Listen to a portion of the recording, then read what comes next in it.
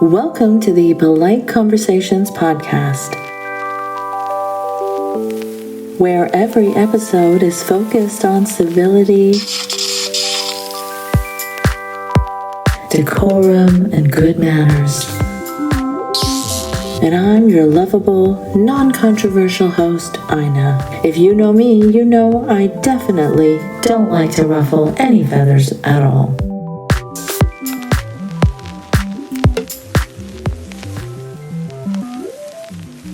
Hello, dear listeners. We've got an extremely fun-filled couple of episodes coming up for you, just jam-packed with rationality. Our chat was over 2 hours long, so I've split it into 2 parts. Both parts will be available early for patrons and ultra early for premium patrons. Please subscribe via patreon.com/nicemangoes. Not only do you get early access to episodes, but you also get to check out my brand new Patreon exclusive written series on the ex-Muslim to trad fash pipeline.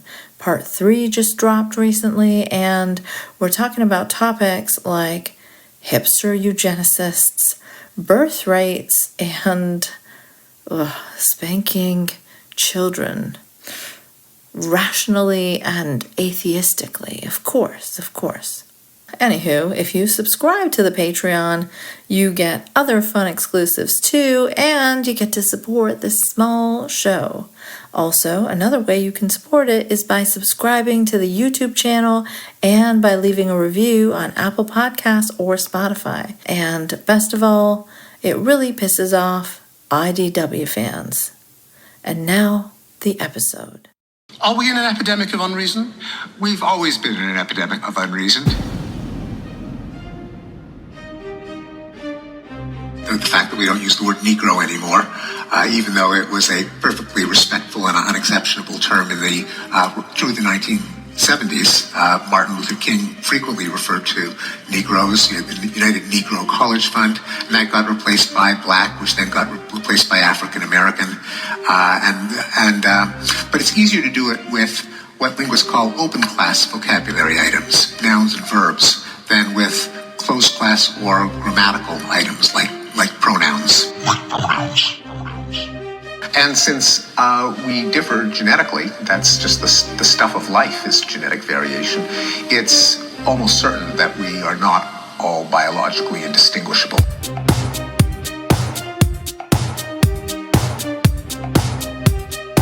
Two overlapping bell curves. We can still be completely fair, non-racist, non-sexist, make no invidious distinctions, even as we acknowledge the plain truth that not all of us are interchangeable with one another. We acknowledge the plain truth. To a large extent, violence is a guy thing. For completely comprehensible evolutionary reasons, men compete because more is at stake in terms of their reproduction. To a large extent, violence is a guy thing. The etiquette and mores of rational discourse. The etiquette and mores of rational discourse. Tiny divergences that I had from woke orthodoxy, questioning whether they're citing data, citing studies that suggest there is not a racial bias in police shootings in the United States, for example, which I'll survive it just fine, but a younger scholar, it may be the death penalty for them. So that is alarming. This, I believe, is a severe problem with our august institutions of science today, which seem to be falling over themselves in an attempt to brand themselves with flaming left-wing rhetoric, and symbolism and tropes, completely unaware of the fact that this is guaranteed to alienate the center and the right. Flaming left-wing rhetoric. Several hundred grad students and postdocs in linguistics petitioned the Linguistic Society of America to revoke my fellow status because of some tweets that they dug up, which I thought were perfectly innocuous, but which they tortuously argued were dog whistles against racial equality and gender equality. Dog whistles against racial equality and gender equality. Rational discourse. That even though there's always been a leftward tilt toward academia, that it has gotten more severe in recent decades. Now, there are some people who their ego is so invested in their beliefs, whether it's their own wisdom and the morality of their tribe, that they'll go to their grave believing false things, that they just can't be budged. Saying you're rational is not a giving grounds for your belief. It's a kind of irrationality to just claim it without being able to show it. And the power of rationality is it can always look on instances of itself, and it can always step back, take itself as a object of rational scrutiny, and point out flaws in how rationality is being applied at any given time. Two overlapping bell curves. And indeed, it's nothing but rationality that allows us to say, well, that guy claims he's being rational, but he's wrong. Well, how do we know he's wrong? Because we're applying rationality to his failed attempts at rationality.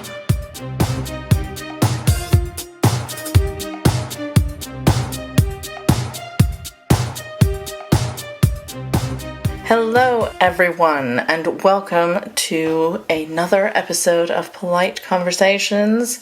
Today I have the wonderful Dr. Caitlin Green here with me again. She is a friend of the show. I'm sure many of you listening know her, a linguist and a fellow IDW critic. So we always have fun when we speak to each other. Today we're here to talk about someone very specific, sort of Caitlin's specialty, and that is, Caitlin, you want to say? It's my best buddy, Stephen Arthur Pinker. Is that his middle name? Yeah. I feel like I should have known that because I've been reading about him for days, but no, I never went looking for his middle name. He never uses it. He uses S.A. Pinker and like Stephen A. That's Pinker right. a lot, but Yeah. I feel like he should lean into Arthur more. It's really nice. He does look kind of like an Arthur. But yes, hello, Caitlin. Welcome back. Hi. I'm so excited to be here. It's always so wonderful to have you on. So what have you got for us today? Where are we starting? Oh my gosh. Where does one start with Stephen Pinker, right? I don't know, maybe like big picture. Big picture is this: when you Google him, like, why do you come across a lot of photos with him holding brains and shit? Oh, I like to imagine that it's his friends and family. That, like, each one is a different person from his life that he's just embalmed. Yeah, that tracks. Yeah. No, he just loves to, like, gaze inquisitively at skulls and brains in jars, plastic brains. It doesn't matter. Like, as long as he's got some kind of representation of a human head to stare at, he's a happy boy. He's such a caricature of a rational guy. The question really is, like, would you rather look at the picture of him staring at a skull or a brain, or would you rather contend with the bajillion different portraits of him staring inquisitively into the middle distance? You know, as the headline reads, like, I'm being persecuted by woke Marxists or whatever. And also, I'm a completely, like, apolitical, liberal-leaning, moderate, centrist. That's right. Ideology-free since 1963. Oh, you're a poet and you don't even know it. Aw.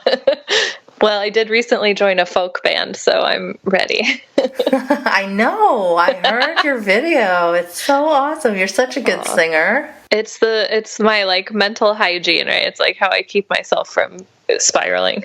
Right. No, we all need some of that. I have to paint and draw to disinfect my brain from the stuff I see online. And I thought about you when I joined up. I was like, oh, I think this is probably what Ina gets out of the art. yeah, for sure.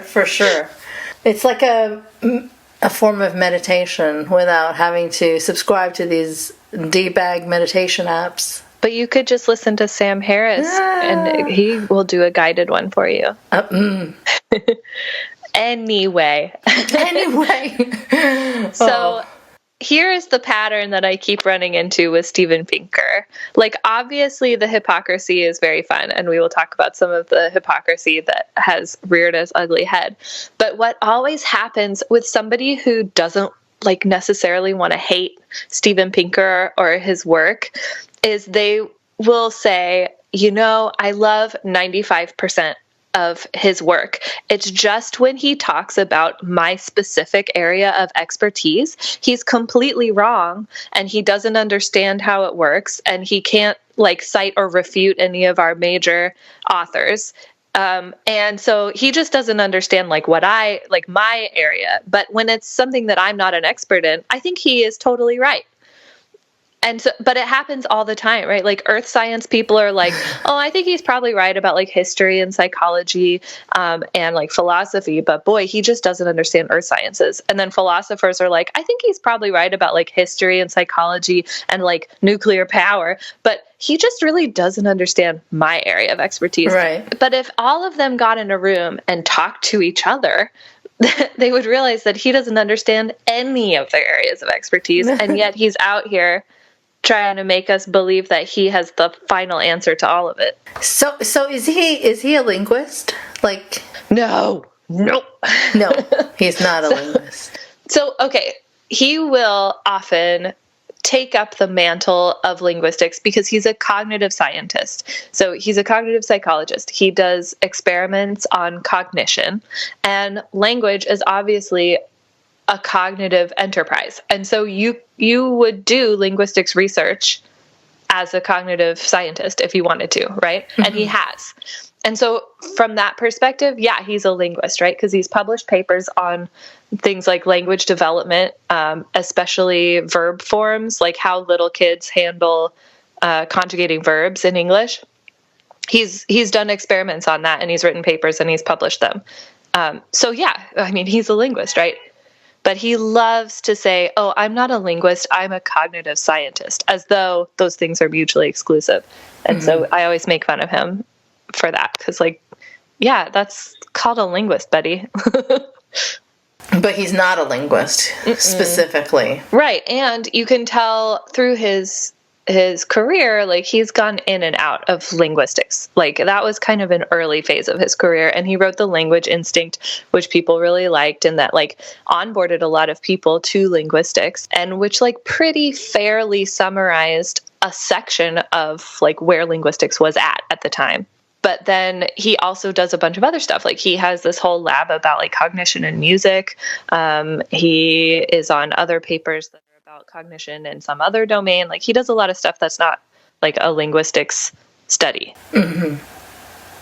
And so what do linguists generally have to say about him? Like how you were saying, like how all these fields say that, oh, he doesn't necessarily know about maybe he knows about other fields, but he's not getting stuff in my expertise, in my field of expertise. Right. Yeah. So I've talked to some people who work on the same area as him, because I don't, right? I work on discourse and rhetoric, and my specialty is in politeness. Is it really? That's amazing. Anyway, but also language acquisition. It's just that I look at how adults socialize each other into language for my dissertation. So it's a little different from him looking at 2-year-olds. But I talk to people who do exactly the same subject as him, which is verbal acquisition for English-speaking toddlers. And they're like, yeah, he did some experiments, but like they have some big gaps in them, and they did oversimplify the issue. And current research doesn't really agree with him anymore, which is kind of an emerging pattern, right? I was going to say, yeah, it seems to be a theme. Yeah, because everybody's really interested in this idea that like when your little kid is learning verbs, they'll overgeneralize the past tense rule, right? They'll put a D on the end of a bunch of verbs that don't need it, right? They'll be like, oh, I already goed, or like when it would be an irregular verb, really, Right. in the adult form. The child starts out by just applying those endings. And so he was interested in like, what's the relationship of that to a child's like memory? Like what's going on? Are they like forgetting that they used to know the irregular form, or is there like something else interfering? So he did some experiments about that, but he really only looked at children's output, like what they were saying.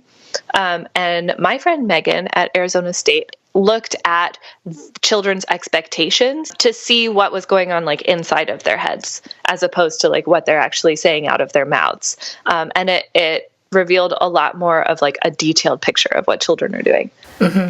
So yeah, it's like, it was fine as a stepping stone, but it was incomplete. And now there's more information. Yeah, that's the general sense I get from him and his work as a complete non-academic. Yeah. I talk to too many academics on this show. I feel like how many is too many? Come on. I think 2 is too many. Uh-oh. You guys are scary. I'm not scary. I'm so nice. No, you're nice. Yes, you're one of the good ones. That's right. That's because I'm not currently being ground in the gears of the academic job market. I have the freedom to be nice. And maybe since you specialize in politeness, you can give like Polite Conversations a report card sometime. Oh, yeah, absolutely. Well, there's always a lot to be said. And actually, I will have more to say about Pinker and politeness later. So, excellent. Don't worry. Fun little alliteration there, too. Oh, yeah, Pinker's politeness. Maybe we could extend that and come up with a title. Oh, yeah, Pinker's pernicious politeness. Oh. All right. So some of the main themes I, as a non-academic, have noticed, and this is one that really, really gets under my skin, is that when people claim that they are like, sort of non-partisan, non-ideological, they're unbiased, and they're taking an objective look at both sides, and they just happen to come to the conclusions that the left is always bad, and feminism is bad, and anti-racism has gone too far, and stuff like that. So I tend to feel, as a layperson, that they are not exactly being honest about how unbiased and objective they are. And this is something that sort of the IDW embodies so much. I think that's why I'm so focused on that group of people, which, if we're broadly defining it, that includes Pinker too, because it's this group that won't openly ally with the right. Some of them can't help but be exposed, like Dave Rubin, because he's gotten way out there, being a Trumper, being anti-vax, and stolen election, every right-wing conspiracy theory he loves. Dave Rubin recently tweeted something about, speaking as an unvaccinated podcaster, Fauci should shut the fuck up. Yeah. Just as if unvaccinated podcasters specifically have any sort of authority. It was a very funny tweet, but anyway, yeah. So that sort of thing, that sort of when you portray yourself as a centrist or a moderate, I tend to get the feeling that you are hiding how extremely not moderate you are if you have to say all the time that you're moderate. Yeah, no, that's 100% right. And people have been criticizing Pinker for a long time for simply saying the words logic and rationality, right? But not actually engaging in it at all. Because it actually does work on people, right? If you just tell somebody if you start your ridiculous idea with thinking about it logically, here's what it is, and then you say, like, you know, I don't know, Marxists have infected the university and are turning the children into revolutionaries. You're like, oh, but he said logically, so. Yeah. Thanks for listening. If you enjoyed this episode and would like to support it, there are several ways you can do that. You can share it online, talk about what you just heard. You can leave a 5-star review to help others find it too. And you can also subscribe via patreon.com/nice mangoes. No E in mangoes. If you'd like to follow me on Twitter before it's completely wrecked, you'll find me at Nice Mangoes. Again, no E in mangoes.